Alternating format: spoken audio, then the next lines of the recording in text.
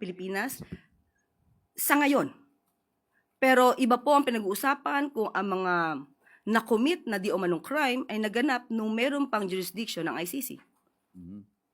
So, makikipagtulungan tayo sa Interpol but not with the ICC in the same way that we cooperated with the Interpol during the arrest of the former president. Ganun po mangyayari. Yun po ang nangyari before at yan din po ang mangyayari ngayon.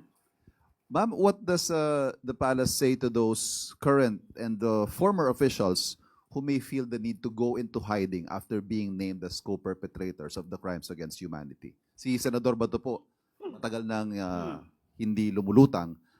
Yung iba ho kaya, baka maisip nila na ganun din ang gawin nila. What do you have to say to them? Unang-una, kung kayo magtatago, ano bang ibig sabihin yan? Kayo ba'y may kasalanan? Tinatago nyo para hindi po kayo madinig at ma-escape kayo or ma-evade the liability of what you had done? So, hindi po kinakailangan magtago kung alam po nila na sila'y walang kasalanan, humarap sila at maging matapang sa mga maaaring proseso.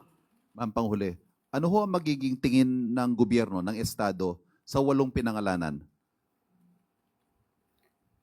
Sila po ba ay mas babantayan? Sila po ba ay tututukan ng kanilang whereabouts? Such that if an arrest warrant is issued against them, ay i-implement natin. Kapag may warrant of arrest na na-issue na po, kailangan i-implement. So kung babantayan sila, sa ngayon wala pa pong dahilan para sila ibantayan dahil wala pa pong nare-receive ang gobyerno ng warrants of arrest.